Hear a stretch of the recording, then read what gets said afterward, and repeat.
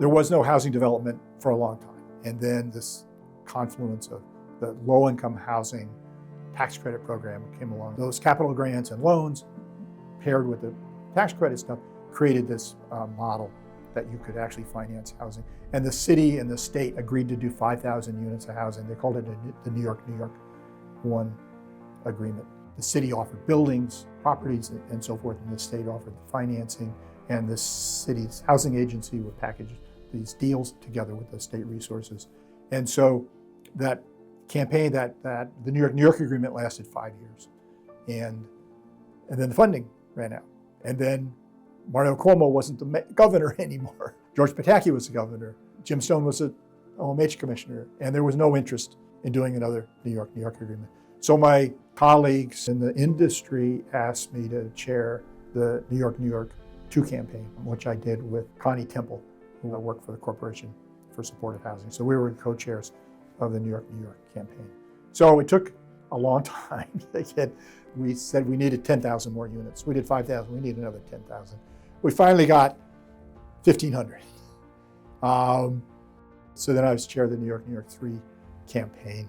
Eventually that got a few more units. In the early 2000s, I got the idea that we really needed a different kind of an approach that would be statewide and not just be a New York City thing, but it would be a fundamental kind of reform in terms of the way the state funded housing for our folks. So we called it the New York State Mental Health Housing Campaign. And we got a grant, $100,000 grant. Corporation for Supportive Housing was the fiscal agent, and we hired consultants, and we did a whole campaign. And we launched it because there was going to be a new governor.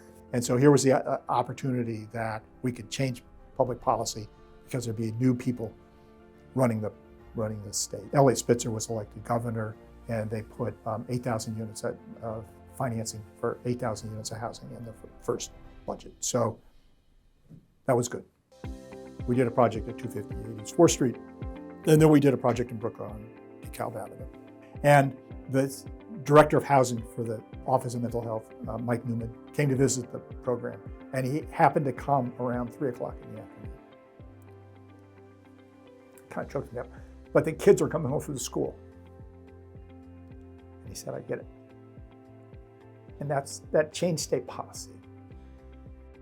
Community Access began as a sort of housing program that stumbled across a model of sort of integrating, families and children in our programs, and it took over 10 years. But by 2005, 2006, it became state policy to have integrated housing as a requirement for state funding.